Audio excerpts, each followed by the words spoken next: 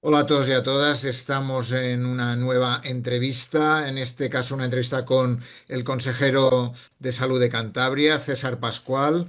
Él es persona nacida en Santander, es licenciado en Medicina y Cirugía, ha sido máster en drogodependencias y ha ocupado diversos cargos en diferentes espacios. Es profesor colaborador en diferentes universidades, másteres y ha sido miembro de la Comisión Nacional de Sanidad del Partido Popular en la pasada legislatura y donde fue también diputado por el Grupo Parlamentario Popular en el Parlamento de Cantabria, ¿no? Eh, Has ocupado diversos cargos, viceconsejero, director general de coordinación en la Comunidad de Madrid también, es decir, que has rondado varias comunidades, Sí, has sido director gerente del Hospital Marqués de Valdecilla y también en otros hospitales, ¿no? También ha sido delegado del Plan Nacional de Drogas, ¿no? Que es otra, ¿no? Creo sí. recordar, ¿no? Y por tanto tu labor es amplia y diversa. Es una persona de reconocido prestigio y con muchas cosas en este ámbito de la sanidad española, ¿no? Me gustaría preguntarte para empezar, ¿cuál consideras que es el mayor reto del sistema sanitario cántabro en estos momentos, César? Yo creo que el mayor reto que tenemos por delante en este momento es claramente el afrontar el cambio de modelo para poder tener un abordaje de lo que es las enfermedades crónicas y el envejecimiento. Cantabria es una población que está envejeciendo a un ritmo impresionante, con una tasa de natalidad bajísima, las más bajas de Europa. Si no somos los segundos, somos los terceros, y la verdad es que no hay. Nuestra pirámide de población se está invirtiendo a una velocidad muy rápida, y nuestro sistema sigue sin estar preparado para abordar estos problemas, y además confundiendo en muchas ocasiones lo social con lo sanitario, y con la clara tendencia que tenemos a sanitarizar lo social, que eso nos complica mucho la vida, ¿no? Y ese es el reto fundamental, porque afortunadamente aquí la parte más aguda, pues somos una comunidad privilegiada, tenemos un hospital como Valdecilla que nos cubre sobradamente todas las necesidades y que estamos siendo referencia además de otras comunidades, y una red de hospitales comarcales que nos permiten atender lo agudo de una forma muy razonable, muy adecuada y eficiente. Pero el reto está en esto, en el envejecimiento y las enfermedades crónicas, que bueno, están suponiendo una carga muy pesada para los profesionales, porque conllevan una sobrecarga muy importante. Una persona mayor que tiene varias enfermedades crónicas gasta mucho tiempo de consulta, sobre todo en atención primaria, ¿no? Y más si encima tenemos profesionales que son mayores, igual que ellos, ¿no? Con lo cual, pues se tensiona mucho el sistema. De alguna forma, ¿qué balance haces? Es decir, lo comentabas al inicio, que estabas contento de cómo iba, pero ¿qué balances haces de la gestión al frente de la consejería? Pues yo, para mí el balance es positivo. Somos una comunidad que afortunadamente no tenemos problemas de déficit de profesionales. No tenemos vacantes nada más que una vacante en atención primaria de un médico general y dos de pediatras en toda la atención primaria. Y en hospitales, en un comarcal, que tenemos en este momento 3 o 4 puestos, ¿no? Entonces, en ese sentido, me considero que somos una comunidad afortunada. Todos nuestros médicos son especialistas, no tenemos médicos sin título de especialista, y eso no se da en otras comunidades autónomas, ¿no?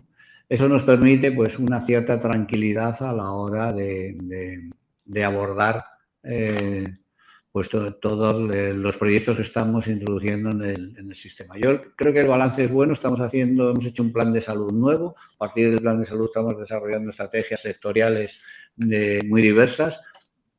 Hemos hecho una apuesta muy clara por la salud digital, con una inversión muy importante, y tratar de utilizar esa palanca, porque nosotros no es un objetivo, es una palanca que nos tiene que servir pues para afrontar esto que he dicho antes, sobre todo en el medio rural, que son las zonas más complicadas de atender, porque Cantabria es una comunidad territorialmente muy pequeña, somos apenas 5.000 kilómetros cuadrados, pero en 5.000 kilómetros cuadrados tenemos 28 puertos de montaña. Y la población rural nuestra vive dispersa, no vive en núcleos de población como puede ocurrir en la zona centro de España, en otros sitios, sino vive dispersa en casas aisladas y eso presenta problemas logísticos de asistencia sanitaria para atender a todas estas personas. Ahí creemos que la tecnología nos puede ayudar mucho. De hecho, ya tenemos varios proyectos en marcha de inteligencia artificial, salud digital con este tipo de población de medio rural. Y luego, pues la parte más, digamos, más publicitaria, la que más se publicita, que es la gran complejidad, la atención que hace el Hospital Marqués de Valdecilla, pues sigue una trayectoria ascendente, creciendo en su cartera de servicios y situándonos a la vanguardia. Por tanto, creo que en términos generales el balance de esta legislatura es positivo. Hemos sacado adelante sobre todo un pacto con los profesionales, bueno, varios pactos, ¿no? Pero el más importante fue el pacto general que se hicimos con los médicos, de cual derivó que en la mesa sectorial hubo un acuerdo importante de retribución, de adecuación retributiva, que mejoró mucho las condiciones laborales, y esto nos ha dado una paz social que también pues te permite tranquilidad y serenidad a la hora de trabajar y de afrontar cambios. Yo creo que es muy importante tener un clima laboral favorable para afrontar los cambios. Sin duda alguna. También una de las cosas que habéis hecho, tenéis un presupuesto récord, ¿no? Creo, un presupuesto que ha ido aumentando. ¿Cómo se puede asegurar que ese presupuesto récord que tenéis va a ayudar a mejorar tiempos de espera, listas de espera, accesibilidad de los pacientes? Un poco, ¿en qué estás pensando a la hora de plantear que eso se traduzca en medidas para la población?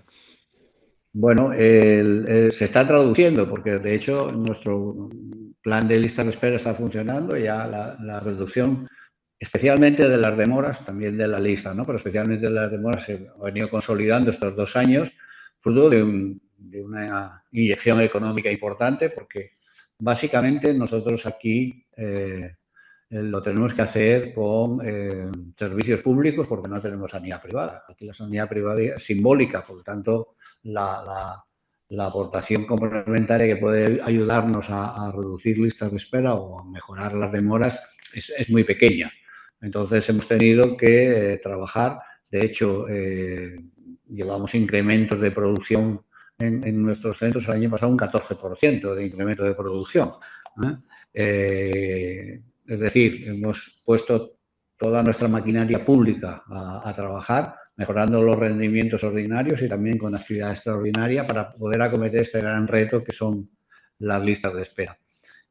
Con la pequeña iniciativa privada que existe en nuestra comunidad, que fundamentalmente son organizaciones sin ánimo de lucro, tenemos acuerdos y tenemos convenios con ellos que bueno, pues apoyan sobre todo en determinadas áreas de baja complejidad, pero el núcleo duro de la prestación asistencial la hacemos del servicio público.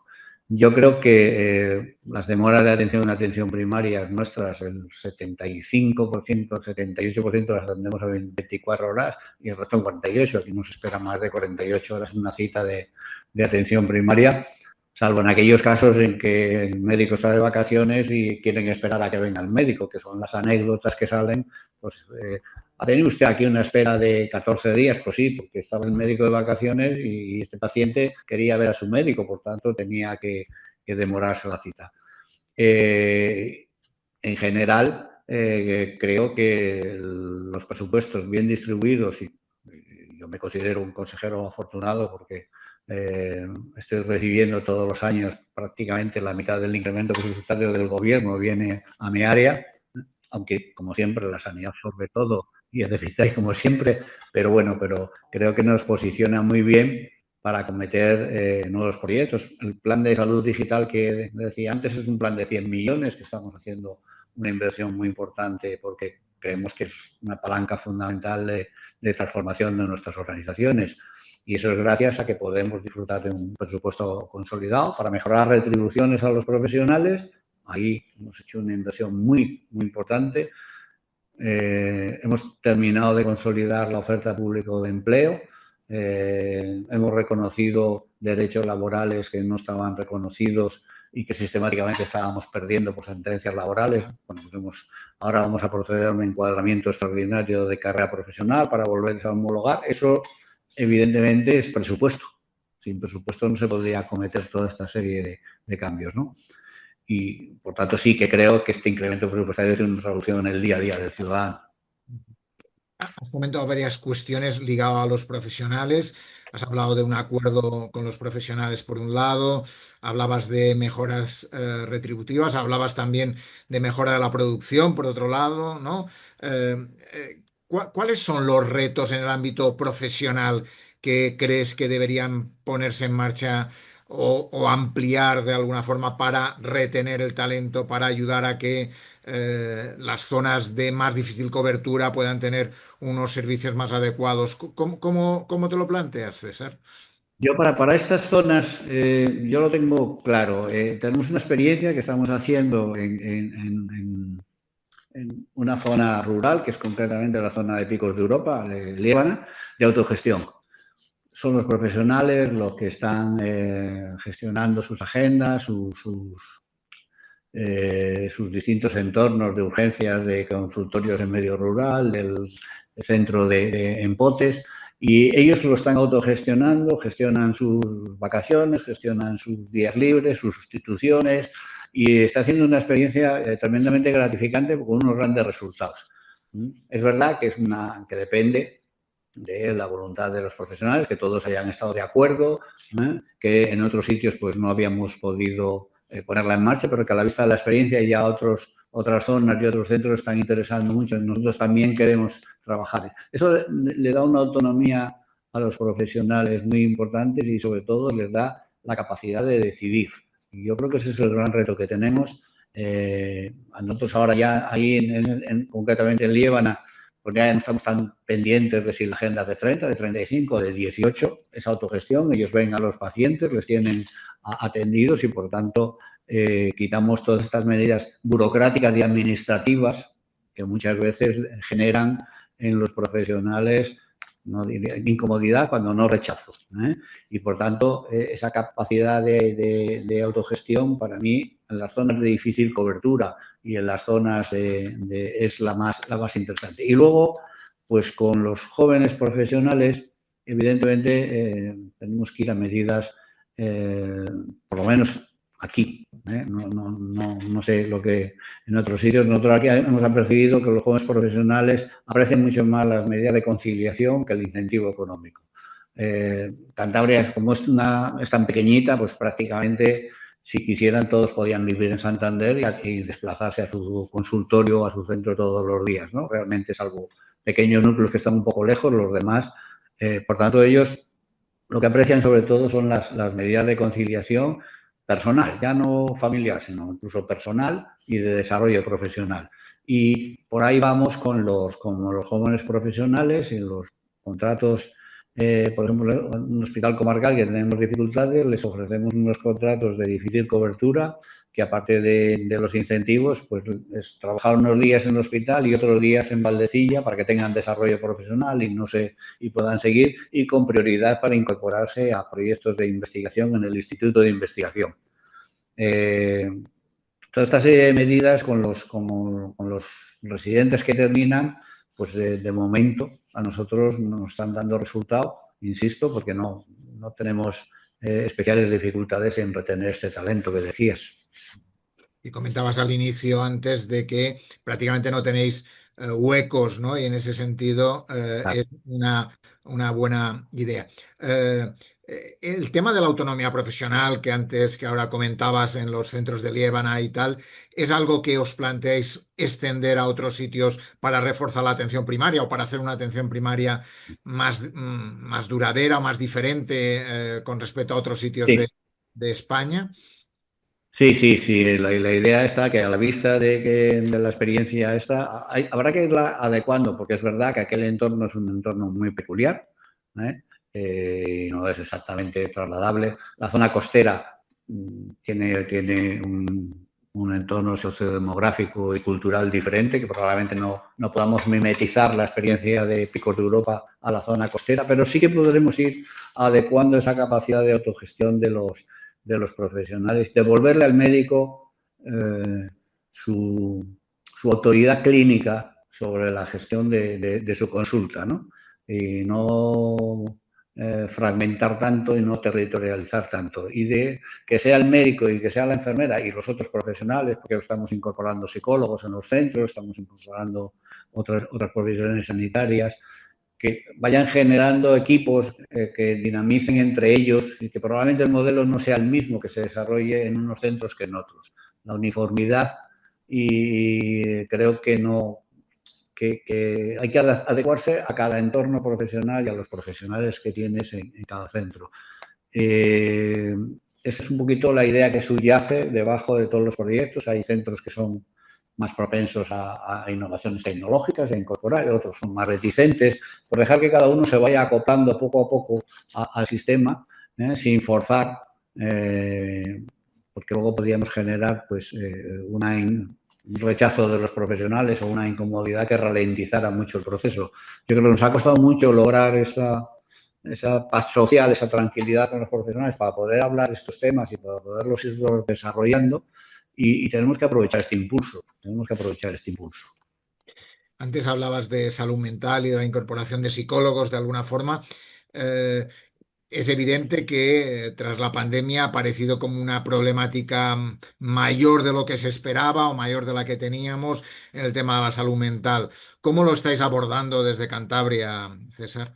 Bueno, tenemos un plan de salud mental que choca con una barrera importante que es la falta de profesionales. Aquí sí que que estamos notando, pero bueno, hemos aumentado una unidad de hospitalización, hemos aumentado la salud mental comunitaria, hemos abierto una unidad en Vallecilla nueva de psiquiatría infanto-juvenil y bueno, el plan más o menos va cumpliendo los hitos con estas dificultades que a lo mejor pues tardamos 4 meses en abrir una unidad, pero no somos capaces de completar. Al final sí que conseguimos atraer profesionales, pero nos cuesta un esfuerzo más grande y ralentiza un poco el proceso. Es verdad que yo creo que hay que empezar a distinguir, esto también lo estamos haciendo en el plan de salud mental, lo que es cierto disconfort o distrés emocional, que no se confunda con salud mental, ¿no?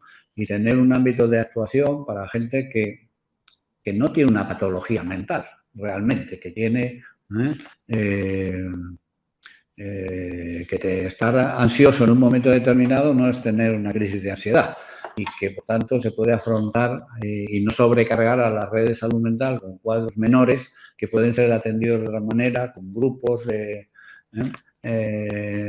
terapia de apoyo, que puede ser atendida de otra manera y que además tiene una incidencia muy importante en la incapacidad laboral. Porque estamos viendo que realmente luego cuando llegan a los servicios de salud mental muchos son retornados sin que haya un problema de salud mental de fondo, sino que los propios profesionales pues ven que lo que hay ahí es o un conjunto de determinantes sociales que están impactando en un distrés emocional de esa persona que le incapacita, porque realmente le incapacita. ¿No? Yo no estoy dudando de que esa persona se encuentre mal. Lo que hay que poner el acento es que el diagnóstico sea un diagnóstico cierto de una patología mental o un diagnóstico de una situación que viene propuesta por una serie de problemáticas social o determinantes sociales o laborales que están acompañando a la vida de esta persona. Yo creo que eso se ha disparado. También creo que nuestra sociedad ahora es más hedonista y más y más intolerante hacia el disconfort, y que por tanto pues se manifiesta mucho más y exige mucho más también que se le preste atención. Pero bueno, en cualquier caso es cierto que, como has dicho, después de la pandemia se han manifestado mucho más y la gente ha perdido un poco el miedo a afrontar este tipo de problemas, ¿no? Que antes quizá pues se tendrían a tapar y a ocultar. Has hablado, por tanto, de un ámbito de la salud pública importante como es la salud mental. Eh, Uno de los temas que ha surgido como polémico y complicado en estos últimas semanas ha sido el tema de los cribados, ¿no? Todo el tema de el cribado de cáncer de mama en Andalucía y todo lo que ha generado, sin duda alguna, ha puesto en el debate público el tema de cómo actuar ante los cribados, si se hace bien, si no se hace bien, si se necesitan cambios y mejoras. Ha habido el tema de la petición a las comunidades autónomas por parte del Ministerio de los datos de los diferentes cribados. ¿Cómo está la situación en Cantabria? Cuéntanos un poquito, César. Bueno, nosotros encontramos una situación muy mala los cribados, ¿no? El cribado de cáncer de colon estaba parado, el cribado de cáncer de mama sufría un retraso de año y medio en la vuelta y el cribado de cáncer de cervix no se había puesto en marcha. Nosotros hemos prácticamente recuperado la normalidad. Digo prácticamente porque todavía nos queda algún paso por dar, ¿eh? Pero en cribado de cáncer de colon seguimos estando por debajo de cifras, como toda España, pero nosotros no estamos contentos, estamos por debajo de cifras recomendables. Cribado de mama hemos recuperado prácticamente la normalidad. Hemos tenido un problema puntual de falta de radiólogos durante una época que nos ha condicionado una bolsa que ya estamos solucionando y que nos generó una demora de 2 meses, pero bueno, ya está en vías de solución y para Navidades estará normalizado ya.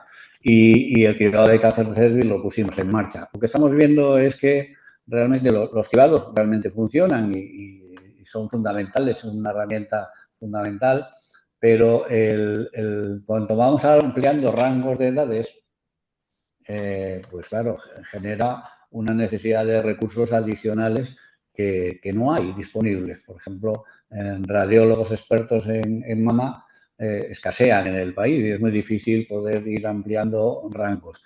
Por otro lado, en el cribado de cáncer de colon, cuando a una persona le detectan un cáncer, inmediatamente empieza la familia también a hacer seguimiento y por tanto no es que tengamos una población X, es que la población se va incrementando exponencialmente. Y por tanto, claro, conforme la población es mayor, más posibilidades de cáncer. Y el cáncer de colon, evidentemente, es uno de los cánceres típicos asociados al envejecimiento. Por tanto, es esperable que el número el número de consultas, de endoscopias y de asistencia sanitaria que el cribado de cáncer genera, pues se va incrementando y necesita incrementarse. Aquí todavía hay, yo creo que campo de desarrollo tecnológico utilizando inteligencia artificial y otras técnicas para mejorar los cribados, que creo que no tardarán demasiado, están en el panorama, pero en este momento no disponemos de esas herramientas homogeneizadas para ponerlas en marcha, ¿no? La colonoscopia virtual prácticamente es inexistente, seguimos haciendo colonoscopias reales. La inteligencia artificial en el cribado de cáncer de mama, como mucho, es simplemente un triaje, no sirve para consolidar. Por tanto, aunque creo firmemente que va a llegar y que vamos a tener la oportunidad de desarrollar esto, todavía nos queda un tiempo. Y ahí está, desde mi punto de vista, el esfuerzo que tenemos que hacer y que estamos centrados, en Cantabria por lo menos, ¿no? En seguir recuperando el tema para poder hacer una cobertura de población adecuada, porque todo cribado que se queda por debajo del 80%, 75% de respuesta, pues realmente no es eficiente y tiene que ser nuestro objetivo, no conformarnos por estar por encima de la media española ni siquiera la media europea. Tenemos que ir al objetivo de eficiencia, ¿no? y efectividad. Y el objetivo de efectividad está en llegar a esas cifras. Es verdad que la población tampoco responde también al cribado de colon como, por ejemplo, a otros, ¿no? Pero yo creo que hay que destinar esfuerzos de sensibilización, de campañas, de que los propios centros de atención primaria incidan todavía aún más para conseguir que la población acepte el cribado. Es evidente, por tanto, que es difícil, como planteas, que el incremento de grupos de edad, por ejemplo, en el cáncer de mama, ampliar a grupos de edad tal como plantea la OMS o como se plantea, no es tan fácil debido a los recursos existentes, ¿no? En ese sentido, Sí. parece que hay que ser cauto a la hora de plantear incrementos de edad, ¿no? En ese sentido, ¿no? Sí, sí, yo creo que sí, que realmente estamos viendo, nosotros vamos a ampliar progresivamente, estamos ampliando, ¿eh? Pero lo que no queremos es perder porcentaje, porque estamos también en una carrera de incrementar el porcentaje de respuesta. Y entonces hay que combinar las dos cosas, que el aumento de rango de edad no nos impida seguir intentando alcanzar esos porcentajes de 75-80% de respuesta. Eso hay que conjugarlo planificando bien y planificando con los recursos. Insisto, yo creo que esto no está muy lejano que la tecnología nos eche una mano importante, con la inteligencia artificial diagnóstica, con otras serie de cosas que nos favorecerán enormemente la posibilidad de hacer los cribados. Pero aún hoy todavía lo veo un poquito lejano. Alrededor del tema de cribados, he leído una crítica que te hace el Partido Socialista alrededor se habla de la privatización del Servicio Cántabro de Salud por el convenio con el Hospital Santa Clotilde, ¿no? ¿Qué hay de eso? ¿Qué podrías contar Yo para... creo que es un poco el discurso del Partido Socialista de privatización. Nosotros lo que hemos hecho es un convenio a largo plazo con un hospital histórico de la Orden de San Juan de Dios que toda la vida ha colaborado con el Servicio Cántabro de Salud y que toda la vida ha tenido contratos con el Servicio Cántabro de Salud, no es de ahora, desde hace más de 40 años. Y lo que hemos hecho es, en vez de estar cada 4 años renovando, sacando concursos, hemos firmado un convenio a largo plazo, pero que contiene lo mismo, y lo que hemos introducido es la posibilidad de que en un momento determinado presten apoyos. Nosotros en este momento, para esa bolsa que se generó, he dicho antes, que nos perdimos 2 radiólogos de mama y se nos generó una bolsa de pacientes, pues simplemente hicimos un contrato con San Juan de Dios, con Santa Clotilde, para que nos leyeran 1050 mamografías. Y porque creo que había que hacerlo. Si mis recursos son insuficientes, yo antepuse el diagnóstico de las mujeres a cualquier otra cosa.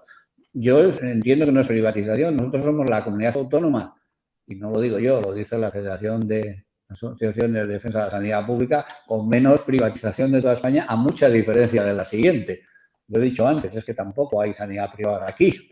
Es que aunque quisiéramos, tampoco tendríamos con Lo has dicho quién antes. externalizar servicios. Entonces, bueno, entra dentro de la polémica política, bueno, estás privatizando. Bueno, realmente yo creo que básicamente son los mismos contratos que había antes y van cambiando las circunstancias. Probablemente pues no necesitemos hacer tantos juanetes y en momentos puntuales, cuando hay déficit y se generan bolsas, nosotros entendemos que el convenio, y queda muy definido así además, el convenio nunca es sustitutorio, siempre es complementario.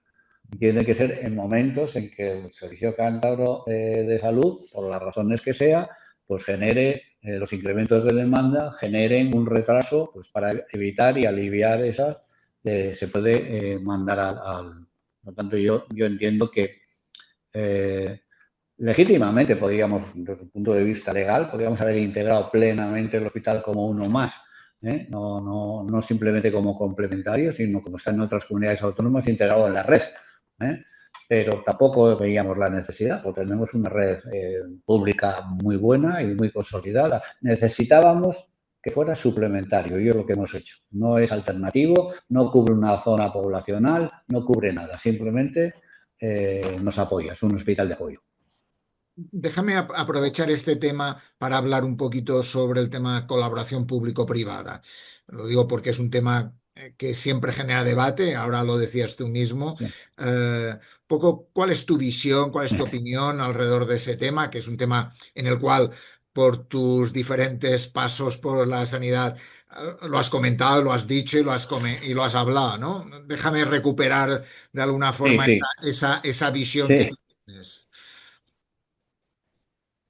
Yo sigo creyendo que hay que utilizar todos los recursos que tenemos al alcance en la mano, públicos y privados. Y creo que la obligación de la Administración, la primera de todas, es ser garante de los derechos de los ciudadanos. Y los ciudadanos tienen eh, que ser atendidos en tiempo y en forma. Y cuando tenemos recursos a nuestra disponibilidad, la gestión es pública, sea directa o sea indirecta, porque aquí la gente está confundiendo términos de lo que es gestión indirecta de un recurso público de lo que es privatizar. Privatizar en realidad es transferir la propiedad, sería transferir el aseguramiento, ese nunca se va a perder. O sea, el Estado tiene que ser el garante y el que asegura. En España hay modelos, o sea, el modelo en Cataluña es un modelo de colaboración público-privada y público-público también, que es un modelo poco desarrollado en nuestro país y que quizás también teníamos que avanzar en ello y no fragmentar todo por comunidades autónomas, que lo estamos viendo que ahora todo el mundo nos ha dado por hacer cartís similares y quizás pues habría que poner un poco de orden. El mundo del trasplante, todo el mundo hace trasplante y a lo mejor hay que reordenar el mapa, creo que decir, y eso se reorganiza desde mi punto de vista mucho mejor por colaboración público-pública que por decreto. Pero bueno, en cualquier caso, si hay un recurso privado, yo creo que estamos legitimados para utilizarlo. En ningún caso sustituyendo lo público, y eso lo tengo claro. Toda mi vida, llevo 45 años funcionario, he trabajado siempre en lo público y creo en lo público. Y creo en lo público, si no me hubiera ido. Y por tanto, creo que lo que no debemos es confundir términos y si estuviéramos cediendo la propiedad o cediendo el aseguramiento, sería una cosa muy distinta porque volveríamos a un modelo de seguridad social, volveríamos a un modelo, yo creo que no, un modelo que tenemos de Sistema Nacional de Salud es el adecuado para nuestro país por la configuración que nos hemos querido dar con todas las dificultades que tiene gestionar 17 sistemas de salud, que eso daría para otra conversación muy larga. Eh, Eso sería otro debate para Sí, meternos en otras camisas. De alguna forma, antes has comentado la importancia de Valdecilla. Valdecilla es un hospital de referencia no solo para Cantabria, sino para toda España. Tiene un prestigio muy importante. Cuéntame un poquito, tú que conoces bien Valdecilla desde muchos ángulos, cuéntame un poco cuál es el plan para Valdecilla de cara al futuro. ¿Qué estás pensando cuando pensáis Valdecilla 2030, 2040? ¿Qué estás pensando? ¿Cómo ves ese gran hospital?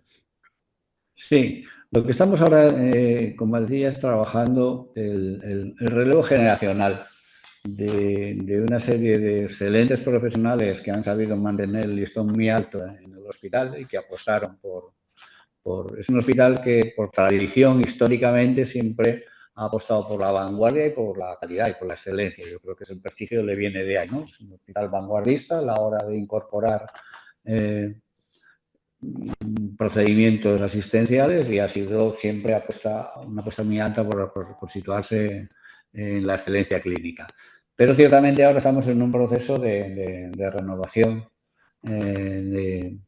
y de transición generacional y lógicamente lo que tenemos es que tratar de incentivar que los intereses de esos nuevos profesionales que llegan a Valdecilla se conjuguen con la idea de mantener el hospital en la vanguardia.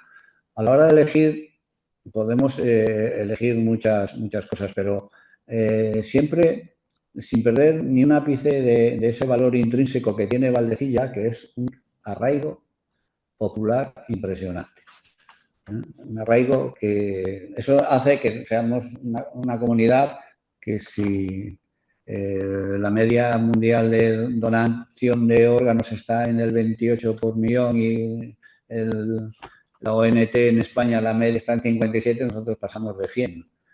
O sea, en una sociedad tenemos cohorte Cantabria 50.000 voluntarios que han aportado ¿Por qué? Porque a la llamada de Valdecilla la población responde muy bien. Entonces, eso nos va a permitir, por ejemplo, con Corte Cantabria, avanzar en investigación tremendamente, teniendo una corte propia que ahora vamos a genotipar, donde los que participan en esa corte pues, ceden sus muestras biológicas, ceden sus datos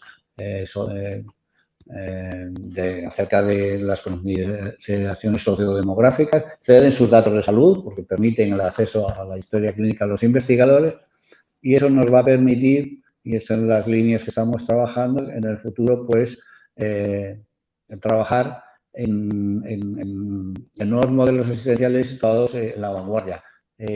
Quizás un poco cambiando un rumbo de una apuesta muy tecnológica que ha tenido el hospital en los últimos años, para una apuesta más científica orientada a nuevos modelos de tratamiento, como he citado antes, como pueden ser las CAR-T, como pueden ser otro tipo de vías de la genética que se están abriendo paso y que van a tener, o por lo menos nosotros consideramos que van a tener un impacto tremendo asistencial en los próximos años, ¿no?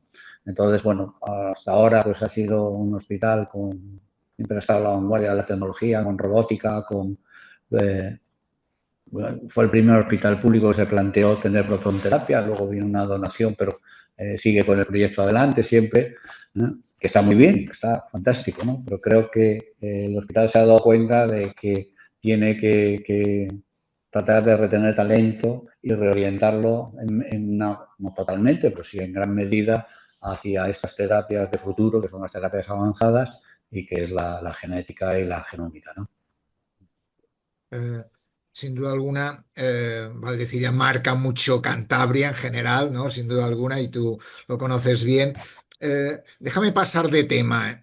Me gustaría que comentaras un poquito política farmacéutica, gasto farmacéutico, papel de las farmacias comunitarias, Sí. un poco cómo trabajáis el tema del gasto a nivel de poder plantear medidas de racionalización del gasto. Un poco, cuéntame un poquito en esa línea.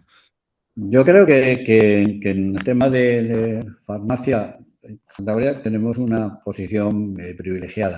Nosotros tenemos a base de pactos con los profesionales, un acceso a la innovación muy rápido, ¿no? Muy rápido antes de que la Comisión Nacional de Precios fije el precio. Si algún profesional solicita un medicamento, generalmente la Comisión Autonómica de Farmacia, que se reúne muchísimo, se reúne más de una vez al mes, las autorizaciones son muy rápidas y el acceso a esos fármacos vía tratamiento compasivo, vía medicación extranjera, la vía que sea, se facilita. A cambio de ellos, pues adquirimos un poco el compromiso con los profesionales, también de que ellos nos echen una mano a la hora de cambiar a biosimilares o cambiar a genéricos y lo que estamos haciendo es esto, si tú me ahorras y me generas una bolsa de ahorro con biosimilares, pues que nosotros sacamos a concurso, lo que hacemos es transferirte ese ahorro para la innovación y tú puedes incorporar la innovación en tu servicio. Y eso nos está funcionando muy bien. Luego también los contratos por resultados con la industria farmacéutica, que es lo que tratamos de acoplar. Y en cuanto a la farmacia comunitaria, pues tenemos un acuerdo para la atención y la dispensación de fármacos hospitalarios, sobre todo en el medio rural y municipios en riesgo de despoblamiento, que está funcionando muy bien y que seguimos potenciando y trabajando con ellos. Y ahora estamos abriendo el campo pues, a otras posibilidades también, que creo que la farmacia, sobre todo en medio rural, va a ser un agente sanitario de primer orden, porque va desapareciendo cantidad de recursos, pero la farmacia sigue allí. Y por tanto tenemos que tratar de aprovecharla. Ellos hacen unos determinados planteamientos, que algunos pues, nos gustan más, otros nos gustan menos, pero bueno, iremos negociando con ellos la posibilidad de que, además de esa dispensación hospitalaria que hacemos vía convenio con ellos, pues vayan incorporando también otro tipo de prestaciones, que bueno, también siempre hay que tratar de de pactar con otros grupos profesionales para que nadie se levante suspicacias. Aquí no se trata de sustituir a nadie, pero sí es verdad que hay ámbitos donde pueden prestar un apoyo importante, ¿no? Pueden prestar un apoyo, por ejemplo, en la captación de profesionales para las campañas de vacunación, porque ellos, pues, en el diálogo puedes preguntar, ¿te has vacunado o no te has vacunado? Pues vete, y generando también una dinámica de seguimiento de visitas crónicas para reducir la tasa de asistencia que tenemos en los hospitales. Una serie de proyectos de apoyo que creo que pueden ser muy interesantes y que nos pueden apoyar.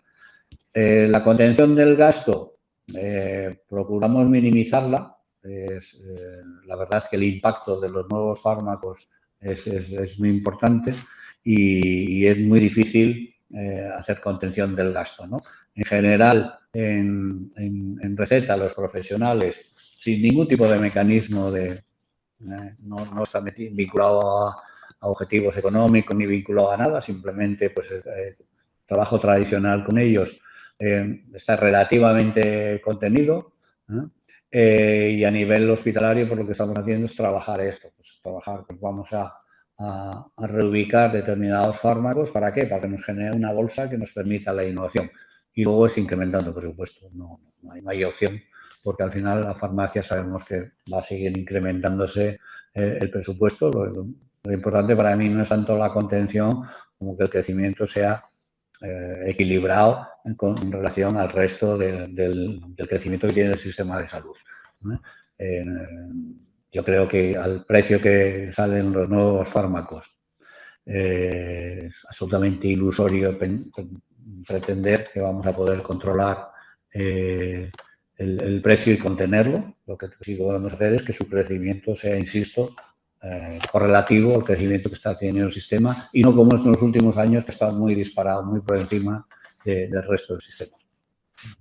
Antes hablabas de el tema del salud digital, has hablado de 100 millones, ¿no? Si no recuerdo mal, Sí. para el desarrollo de ese plan. Cuéntanos un poquito, ahonda un poquito en él para conocer en qué estáis trabajando para la mejora de la tecnologización de la salud de Cantabria. Bueno, En qué aspectos estáis invirtiendo? estamos, bueno, primero hemos tenido una fase de inversión en renovar infraestructuras básicas, porque el tema es que la gran eclosión de tecnología estaba haciendo que nuestros sistemas básicos no soportaran el peso y hemos tenido que hacer una inversión importante en renovar los CPDs, en dotarles de más capacidad operativa, en dotarles de una cosa también muy importante y económicamente también muy significativa en ciberseguridad, porque bueno, estamos siendo sometidos a intrusiones permanentes y algunas de esas intrusiones son verdaderos ataques y hay que preservar el derecho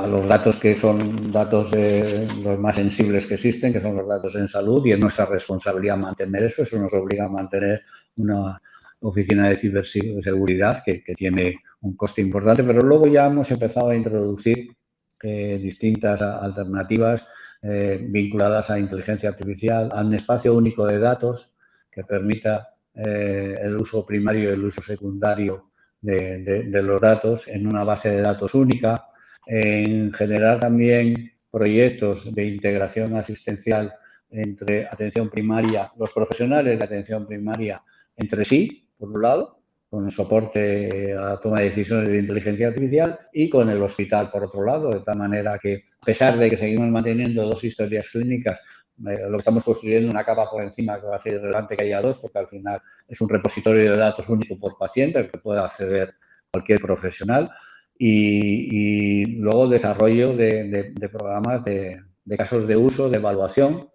algunos proyectos europeos que estamos vinculados y que tienen un futuro muy prometedor de cara a resultados y a verdadera evaluación. Luego tenemos el gran reto para mí, por lo menos, que es esto que estamos trabajando, integrarlo con servicios sociales. porque lo he dicho antes, muchas veces el problema que tenemos son los determinantes sociales o la situación social de las personas, donde muchas veces es más importante eso que su problema de salud, pero realmente pues y todavía tanto en los problemas de dependencia como en los problemas de uso de recursos sociales es un problema no resuelto, ¿eh?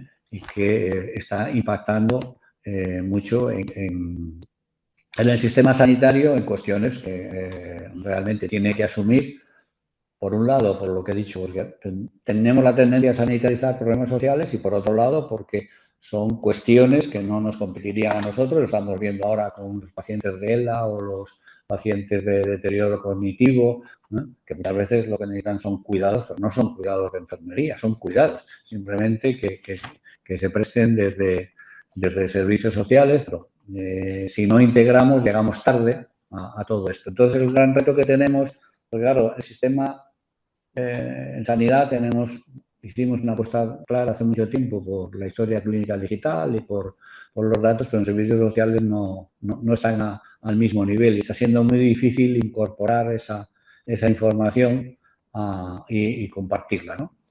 Luego tenemos algunos ya proyectos de vincular tecnologías pues, al desarrollo de CAR-T. Estamos terminando ahora de hacer 3 nuevas salas blancas para desarrollar estos proyectos vinculados a proyectos tecnológicos.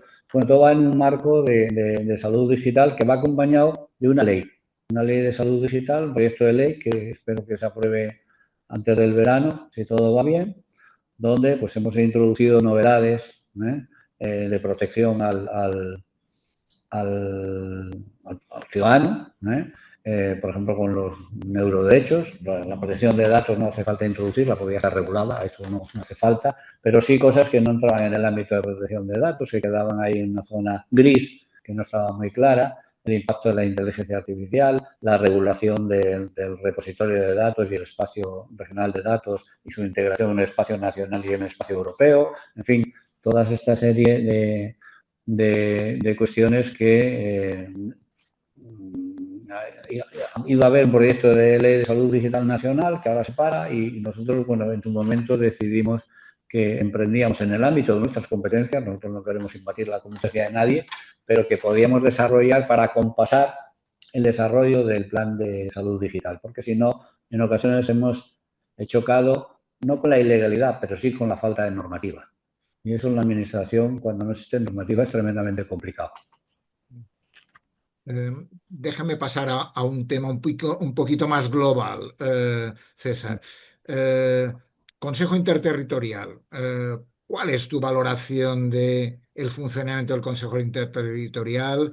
Hay disputas y conflictos habituales, hay muchas cosas que se aprueban por consenso, pero me gustaría que hicieras un análisis de cómo lo ves, cómo lo vives, qué te parece que se hace bien, qué crees que se debería cambiar. ¿Cuál es tu valoración? Yo creo que el Consejo Interterritorial tiene un problema de vejez. Es un modelo que en su momento sirvió y funcionó, pero que en este momento pues, se ha quedado obsoleto y necesita renovarse. Necesitamos otro mecanismo de coordinación, porque cuando empezó a funcionar y se concibió, pues había unas pocas autonomías que tenían transferencias sanitarias, luego otras consiguieron, pero han tardado muchos años en desarrollarse, pero ahora todas tenemos un desarrollo pleno. Y el Consejo Territorial no puede ser el punto de resolución de conflictos de competencias. Tiene que ser un punto de consenso, que tú lo has dicho, y de búsqueda de alternativas. Y entonces yo creo que la actual estructura no lo permite, independientemente de que siempre es un órgano político, no es un órgano técnico el Consejo Interterritorial. Los órganos técnicos están por debajo, la Comisión de Salud Pública, las otras comisiones que tiene. Pero el Consejo Interterritorial siempre ha sido, y no ha estado exento de polémicas. ¿Por qué? Porque ha sido un órgano político, como todos los órganos políticos, pues tiene... pero si hubiera que hacer un balance, yo creo que a pesar de todo, hemos acordado más cosas que por las que hemos reñido, o sea, muchísimas más, pero con una diferencia impresionante. Lo que pasa es que, bueno, parece que lo que aprobamos y lo que sacamos adelante, pues tuviera menos importancia que cuando se genera el conflicto. Cuando se genera el conflicto se magnifica todo, tiene una visibilidad tremenda. Y digo, ya, y los otros 90 acuerdos que hemos llegado, que algunos muy difíciles de lograr, que no han sido fáciles, carecen de peso. Yo creo que no, yo creo que hay que poner en su justo valor. Luego, como órgano político, pues obviamente es un reflejo de las distintas sensibilidades que hay. Y luego, pues también creo que no está acertando el actual equipo ministerial en la búsqueda de ese consenso, probablemente porque entiendo que no está interpretando bien lo que es la herramienta del Consejo Interterritorial. Yo no discuto el principio de autoridad que pueda tener la ministra, pero como decimos siempre en todos los consejos interterritoriales, siempre y cuando no invada mi competencia.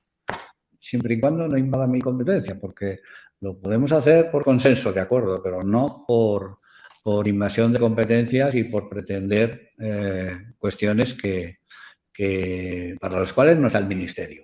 El Ministerio no está para descender al día a día, porque no es salvo en Ingesa, en todo lo demás no tiene gestión sanitaria.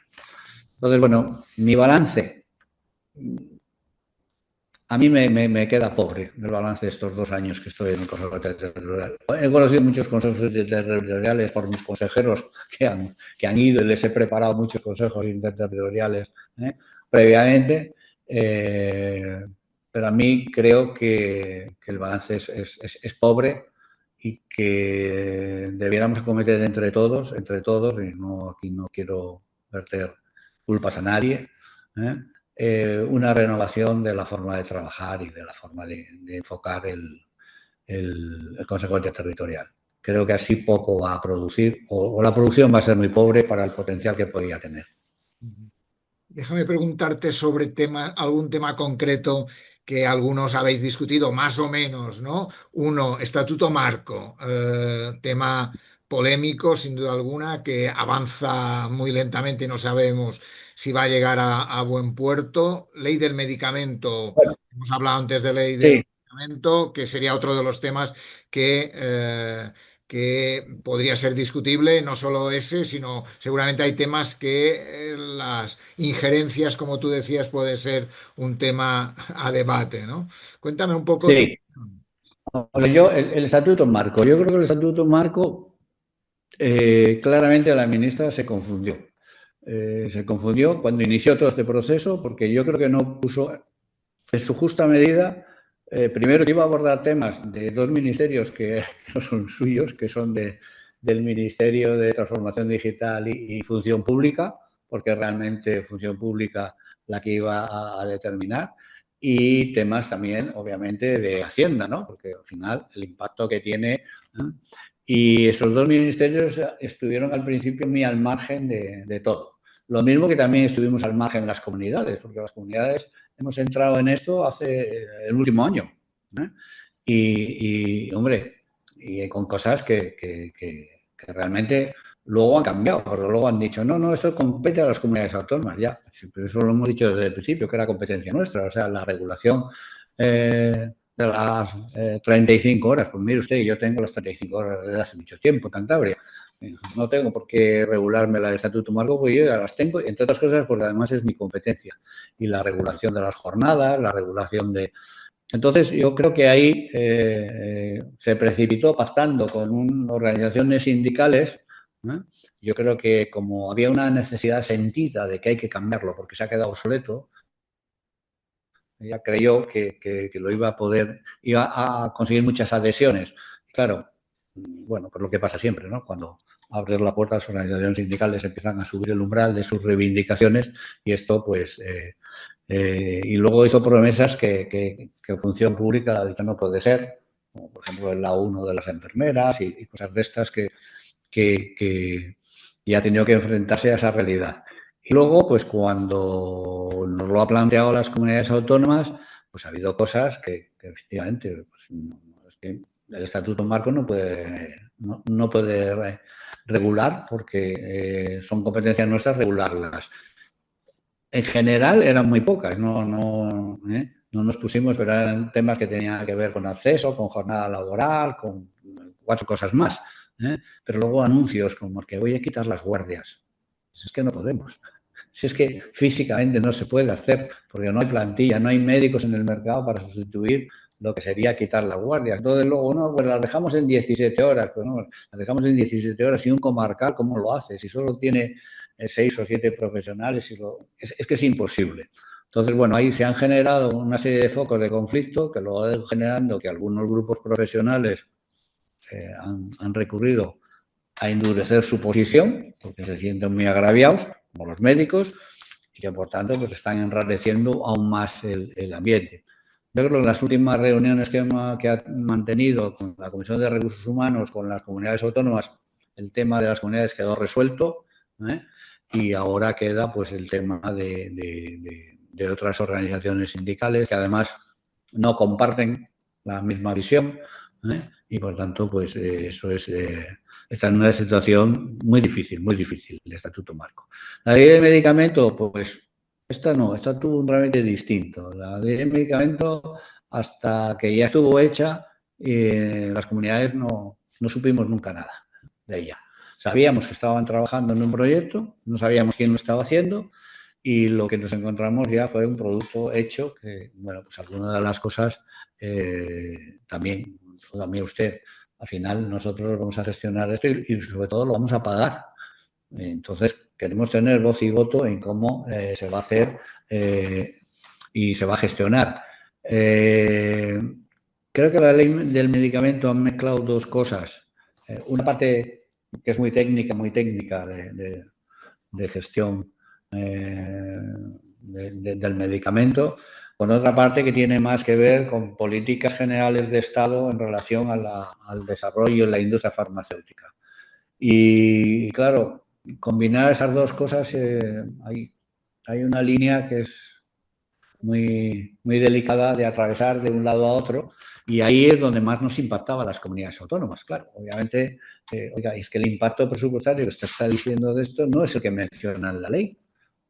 Están mencionando que va a tener un impacto pequeño y yo le puedo demostrar que no, que esto que está usted planteando y a la forma que lo está planteando, el impacto puede ser demoledor para las comunidades autónomas. Que estamos aplicando los criterios que he dicho antes de intentar equilibrar el crecimiento del gasto y que va a ser imposible, o va a dificultar el acceso a fármacos. Y creo que eso es poner puertas al campo. Al final, el acceso a los fármacos lo vamos a dar a los ciudadanos porque al final son enfermos, no nos engañemos, van a tener, si hay un fármaco que es innovador, si hay un fármaco que aporta, si hay un fármaco, por muy caro que sea, vamos a darlo. En nuestro sistema sanitario no se podría permitir denegar según qué tratamientos, como hacen otros países, pero nosotros en España sería muy difícil ese modelo.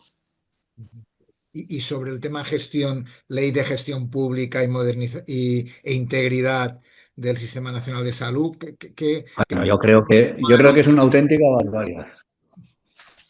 Mi opinión es una auténtica barbaridad. No pueden pretender meter bajo el procedimiento administrativo la gestión de la sanidad. Si algo ha demostrado el procedimiento administrativo es que no va con la sanidad. No nos pueden meter, y lo llevamos diciendo de siempre, desde que salió, la ley de contratos no sirve para el entorno sanitario.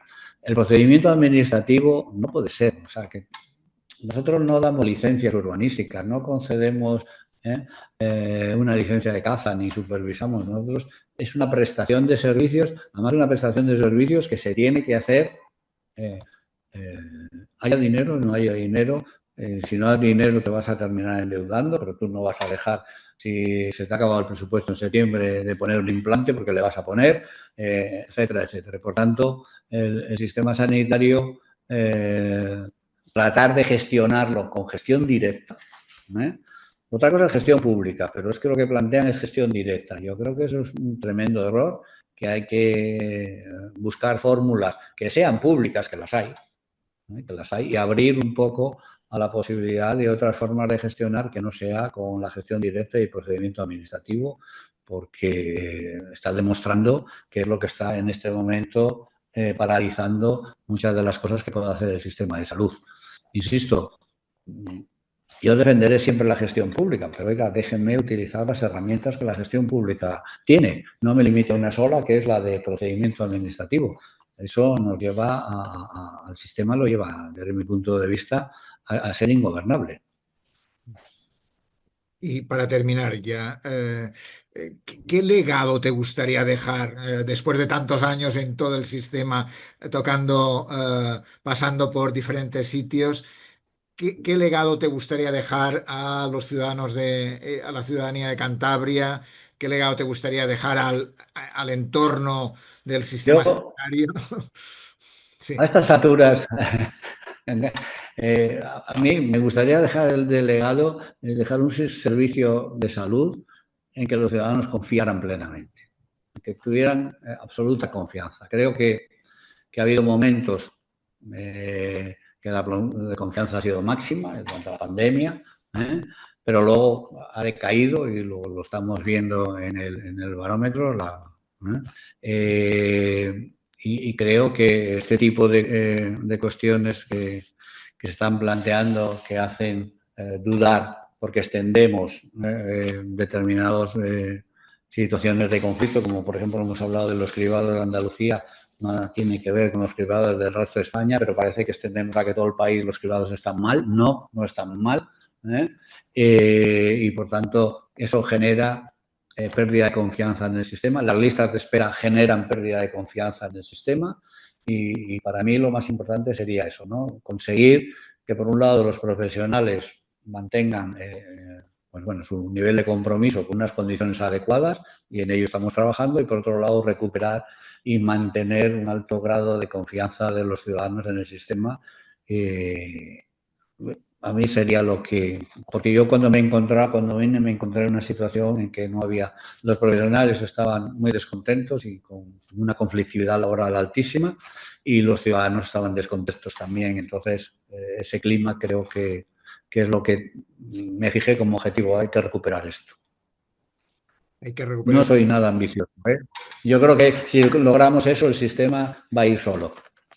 Sin duda alguna. Es decir, la importancia de generar un buen clima es fundamental para que el sistema avance y en eso creo que tenemos que trabajar todos y cada uno de nosotros para ayudar a que eso sea posible. Pues mil gracias, César, César Pascual. Nada, Un placer tenerte, lo conversar mismo digo. contigo. Podríamos seguir hablando horas, pero sin duda alguna ha sido una conversación muy agradable, muy interesante en este conjunto de entrevistas que hacemos a consejeros con el apoyo de Vida Farm. Muchas Muy bien, gracias. Un placer. muchas gracias a vosotros, Joan.